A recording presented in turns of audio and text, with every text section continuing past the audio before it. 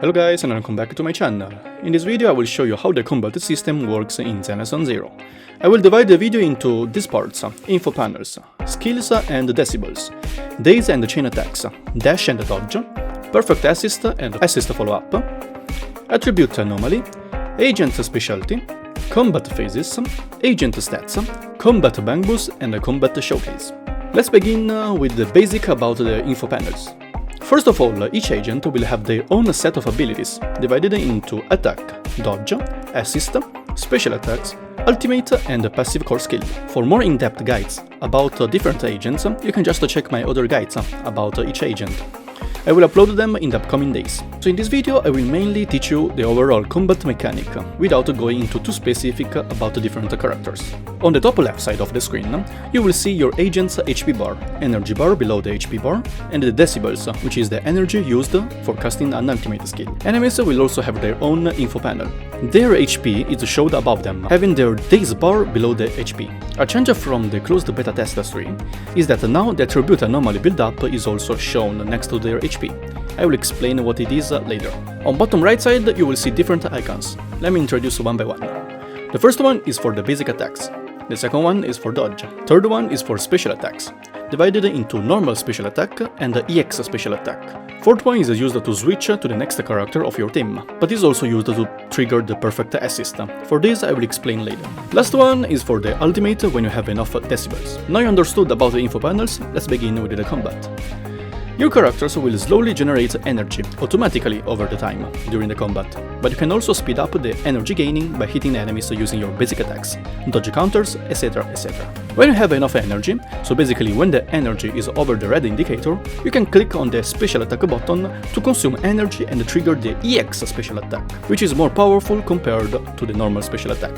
When you don't have enough energy, the special attack button is grayed out, but when you have enough energy, it will be displayed in color.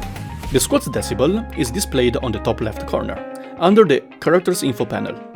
When you deal different attacks to enemies, dodging their attacks, doing chain attacks, so basically everything you do in combat, you will charge the decibels, and when it reaches 3000, you can press the ultimate button to consume all the decibels and trigger the on-field character's ultimate.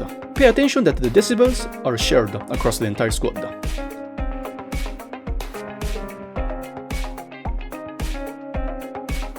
Hitting enemies using different attacks and skills will accumulate their daze. The enemy's daze is displayed below their HP, just like I mentioned before. When the enemy daze is full, they will be stunned, so they won't be able to move or attack, and they will enter in a fragile status, making them to take from 125% to 225% damage. When you have at least 2 characters in the squad and when the enemy daze is full, hitting the enemy with a heavy attack will trigger the chain attack. What is the heavy attack?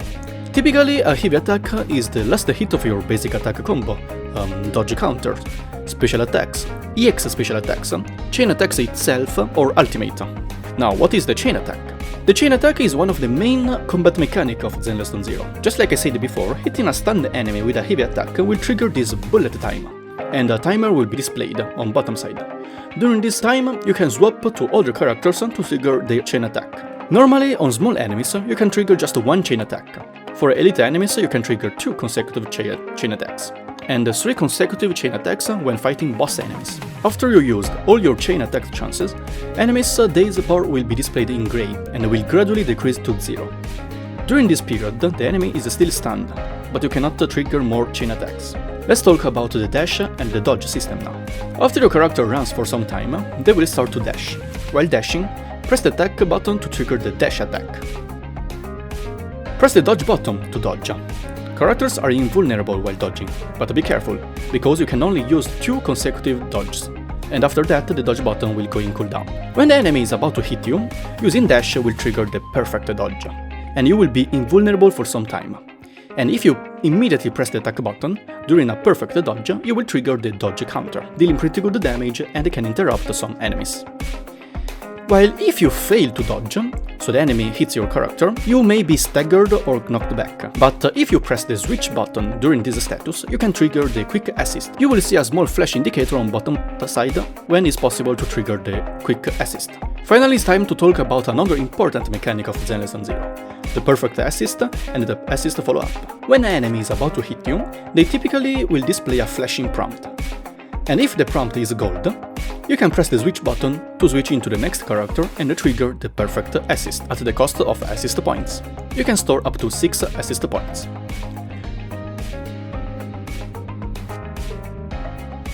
The perfect assist has two variants: defensive assist and evasive assist. The defensive assist will parry the enemy's attack and accumulate a significant amount of daze for that enemy.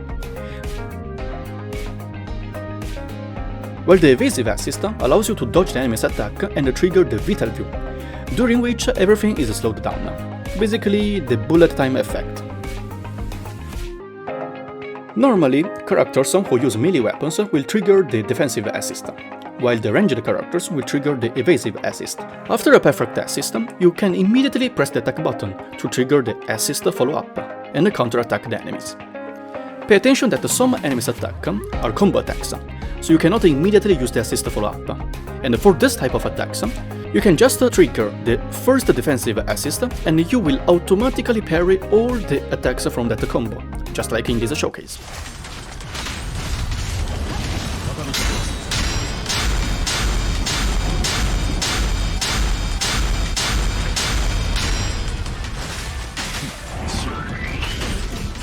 Sometimes when enemies attack, instead of showing a flashing gold prompt, they will show a red prompt.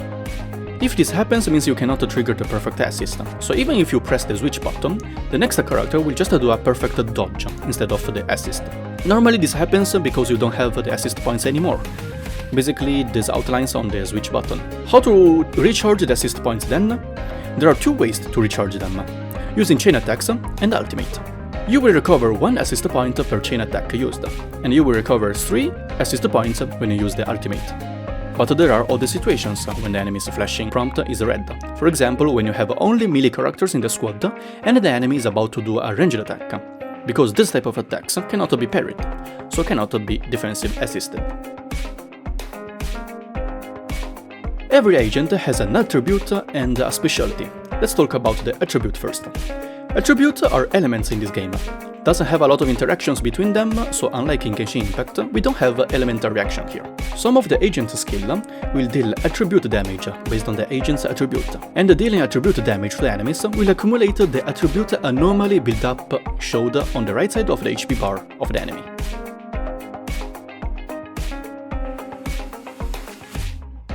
Upon reaching the maximum amount of the anomaly build-up, the enemy will be afflicted with the corresponding attribute anomaly. The effect of this attribute anomaly is related to the agent who inflicted the anomaly build-up and their contributions. So unlike in Genshin, where an elemental reaction is based on the character who triggers it, in Zenless Zone Zero is based on the contribution of all agents who participated in that anomaly build-up. For example, Ellen and Lycon. Both inflicted ice damage to the enemy. Ellen did 70% of the bar, while Lycon did 30% of the anomaly bar. So the final damage and effects is based on the 70% of Ellen's statistics and 30% from Lycon's statistics. Now let's talk about the different anomaly build-up effects. We have 5 different attributes in this game: physical, fire, ice, electric, and ether. Dealing physical damage will accumulate a physical anomaly build-up, and when it's full, it will trigger assault and flinch effects. Assault will interrupt the enemy's action and deal massive physical damage, while flinch will increase the daze the target takes for a period of time. Dealing fire damage will accumulate a fire anomaly build-up, and when it's full, it will trigger burn effect, which will deal one-time fire damage and then will deal continuous fire damage for a period of time. Inflicting burn effect can interrupt organic enemies. Dealing ice damage will accumulate ice attribute anomaly, and when it's full, it will trigger the freeze and the frostbite effect. Freeze will make the enemy unable to take any action for a certain period of time, and will trigger shatter at the end of the effect, dealing massive ice damage. The frostbite effect will increase the crit damage taken by the target for some time. Another cool thing about the freeze effect is that when the enemy is frozen during the fragile status, the daze bar will stop decreasing, so you have more time to DPS with the fragile effect. Dealing electric damage will accumulate electric attribute anomaly, and when it's full, will trigger shock effect, which causes the enemy to take additional electric damage when attacked for a period of time. The inner cooldown for this damage is around 1 second from my testing. Inflicting shock can interrupt machine enemies. Dealing ether damage will accumulate ether anomaly build-up, and when it's full will trigger the corruption effect, which causes the enemy to suffer additional ether damage when attacked for a period of time. It's just similar to the electric attribute anomaly, but the inner cooldown for this damage is around 0.5 seconds, from my testing at least. Inflicting corruption can interrupt energy enemies. There's a special attribute anomaly called Disorder. Applying another type of attribute anomaly to an enemy who has already been affected by other attribute anomaly will override the old one with the new one and causes the disorder effect. The disorder effect is calculated based on the original anomaly, dealing additional damage and will accumulate days.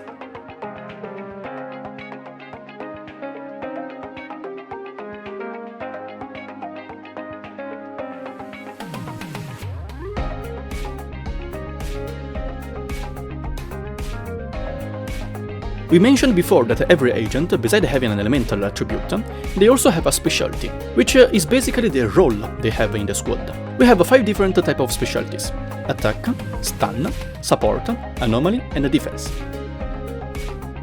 Agents with attack specialty possess a formidable damage output, excelling at rapidly racking up damage directly through attacks to defeat enemies and bring the combat to a swift end. Agents with the stun specialty possess powerful control abilities, excelling at build up the Daze to cause enemies to be stunned, thus creating opportunities for the squad to deal damage.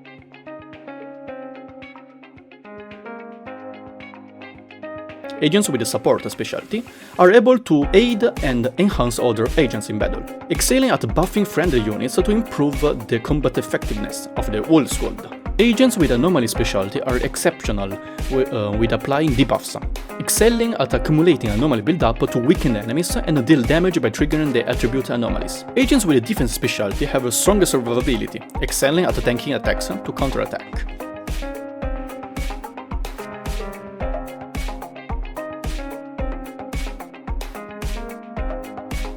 About the combat phases, knowing that accumulating Daze to enemies will stun them and make them take more damage, we can easily think of 2 phases for the combat. One is the Daze phase and one is the DPS phase. During the Daze phase, we mainly use agents who can deal high Daze to stun the enemy, and after Daze phase, we can switch into the DPS phase, during which we swap out our best DPS dealer and deal massive damage while the enemy is still in the fragile status. If you have buffers or debuffers, I recommend you to prepare your buffs or debuffs before the enemy gets stunned, because the enemy will recover from the stunned status pretty fast, so it's more preferable to don't waste precious DPS time, but do that before the stun.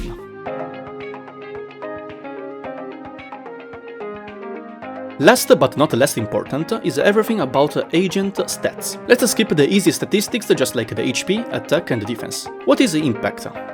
Impact is the statistic that will influence the rate at which Daze accumulates when you hit the enemies. So higher is your impact, faster you will accumulate the Daze on the enemy. Next 2 stats are all the friends, crit rate and crit damage. Nothing special to talk about. Below them we have the Anomaly Mastery and Anomaly Proficiency. The Anomaly Mastery affects the efficiency of Anomaly build-up. Each point in Anomaly Mastery is equivalent to 1% of Anomaly build-up rate. So in short, higher is this number, faster you can build up enemy's anomaly. While the anomaly proficiency will affect the damage dealt by the attribute anomaly on the enemy. So higher is this number, more damage you will do with the attribute anomaly. After this we have the penetration ratio and the penetration. Both will ignore enemy's defense when attacking them, but the penetration ratio will ignore the percentage of defense, while the penetration will ignore the flat defense. Energy regen will affect the energy we recover over the time during the battle, while the energy generation rate will affect the energy we get when attacking enemies.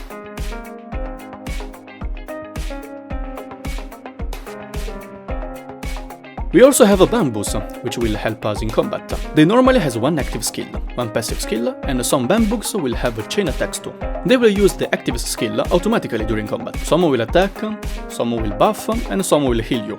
The passive skill typically will give you some buffs based on the Bangboo. And as I mentioned before, some Bangboos will have the chain attack. So when you start the chain attacks to an enemy, you can use the Bangboos chain attacks too, which doesn't consume the chain attack counts, but you have to use it as a first chain attack. For example, do you still remember that normal enemies can tank only one chain attack? When you hit the stunned enemy, you will start the chain attack. If you choose and after the Bangboos chain attack, you will still be able to select one of the older agents' chain attack. One note is that Bangboos chain attack has a cooldown, so if you trigger 2 times the chain attacks within too short a period of time, you want to be able to use Bangboos chain attack again. Now you know everything about the combat mechanic, let me make a super easy example by using this showcase with my favorite squad. Ellen as attack agent, Lycan as a stun agent, and Sokaku as a support agent.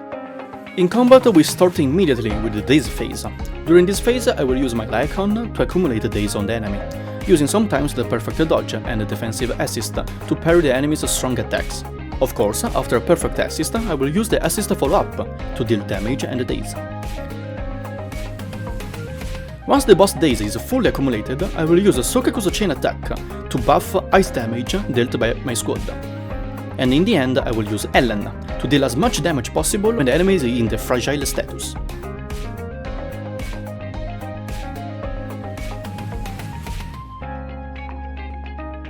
Once he recovers from the stunned status, all I have to do is to repeat the Daze phase and then the DPS phase again. Here on the last combo I did a small mistake. After Sokaku used her flag attack to get attack buff, I should followed immediately with Ellen, so the attack buff will be passed to Ellen, due to Sokaku's passive skill. But here I clicked on Lycan, so the attack buff went to him instead of my DPS agent.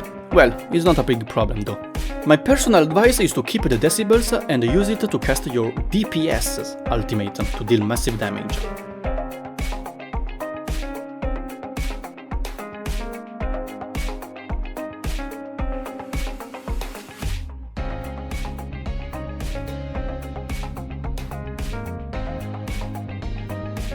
If this video helped you to understand the combat mechanic, please leave a like and a comment.